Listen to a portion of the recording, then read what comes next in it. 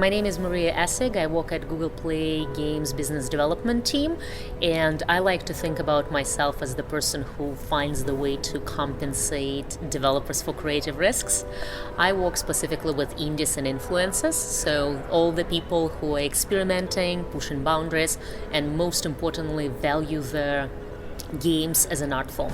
What were some of the things to catch you off guard when you began working with Google's business development? Definitely being on the business side of mobile games, and prior to that I worked with browser games, and prior to that shareware times like Crazy Casual, Hidden Object and Match 3 titles.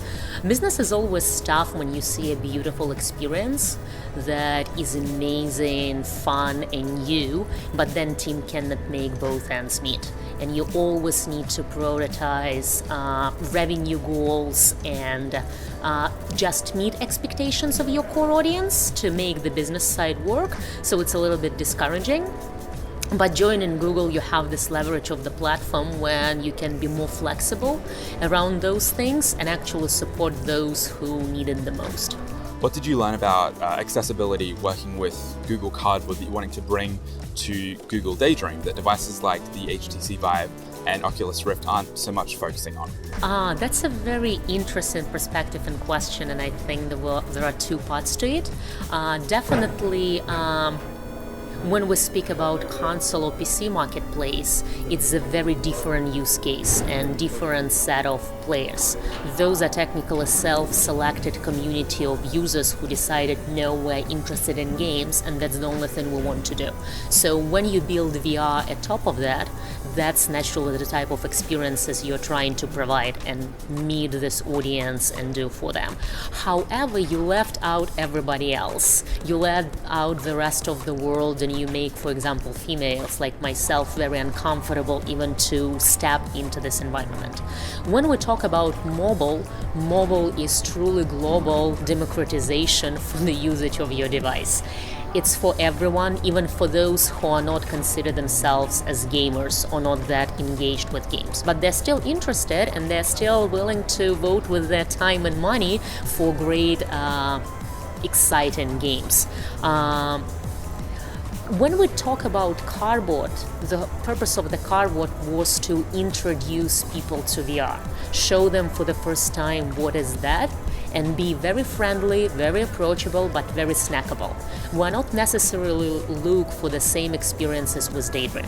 For Daydream, for us, it's important to be inclusive, re-engaging, and immersive.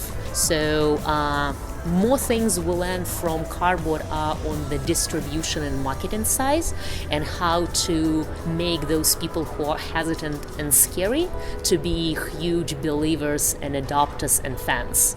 You said that with Google Cardboard, you were trying to show people what VR was. And with Google Daydream, you're wanting to take that further. What sort of things are you looking for in experiences that developers and publishers are bringing to Google's vision for premium VR in Google Daydream? Here, the fundamental difference between Cardboard and Daydream, they're not necessarily the same product.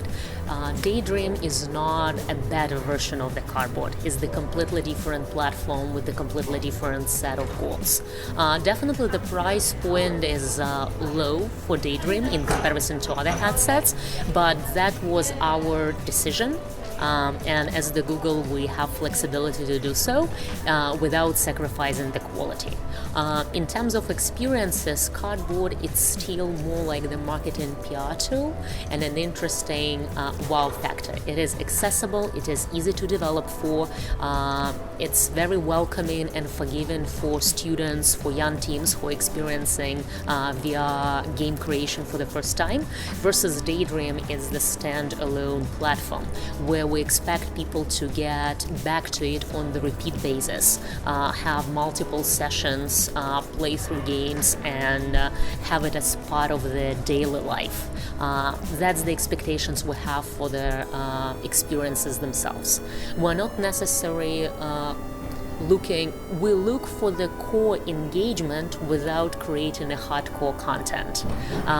Re-engagement, replayability, social factors, broad appeal is very important for us when we look at what developers are bringing. And obviously surprise us, play with the controller, and delight our players. Those are the top requirements. Moving away just briefly from Google Daydream, you're here at Unite Melbourne. It is an event for Unity developers. In working with Google Play Games, what have you heard from developers about the effects of working with the engine for mobile and VR platforms? If we talk about mobile and specifically indie experiences, the majority of them are powered by Unity. Unity is one of our close partners. We work with them both on Google Play side for mobile and obviously very closely on VR side to make sure that the technology itself powers up the game development and other applications in the best way possible. I'm not the game developer myself. I do like the democratization of the marketplace, easy access, and the choice, because those are the most important things for me. Thank you so much for your time, Maria. Thank you.